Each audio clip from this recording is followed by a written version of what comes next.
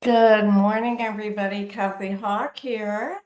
Another wonderful Monday. And I say wonderful because I so enjoy going through Gary's blog with him and finding out what his funny message is.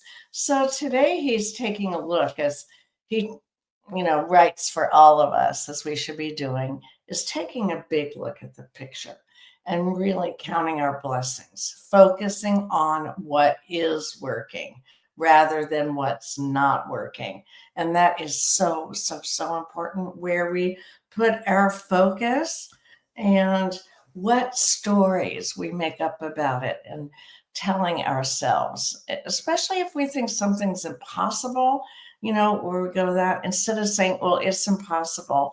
How about if we say something like, I don't know what the answer is right now, and I'm going to find it out. I'm going to reach out to, people that can help me.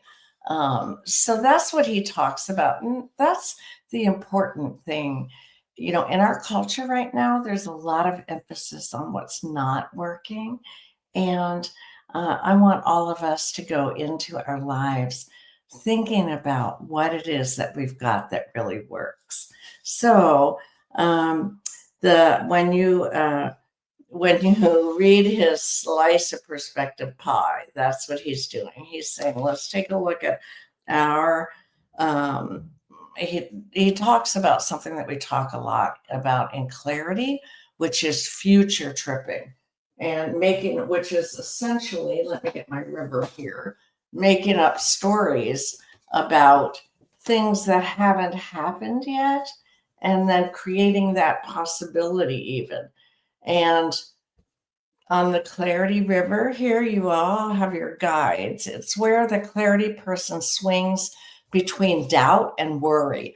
Doubt is going into the past, making up stories about things that happened and you're not sure about. Should I have done that? Second guessing, all of that. Second guessing doesn't change anything in present time. And then whereas the clarity person swings across the river into worry, which is future tripping, making up stories about things that have not happened yet. So what does that do for us? It keeps us out of flow. That's why when you see that clarity person swinging, they're not in the river. And none of us are in the river if we're either living in the past or making up stories about the future and worrying.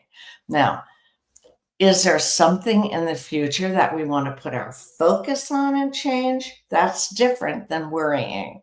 So I think, and here's Gary's closing sentence here is if you're allowing a future tripping attack to prevent you from moving towards a dream, take a slice of your own perspective pie. Select the slice that inspires you to move towards your dream and keep going. All right. So, with that said, thank you, Gary. Thank you for all the messages that I get from our guides. So, have a wonderful 2 weeks. And I'm going to close now. There we go. And see you all soon. Bye.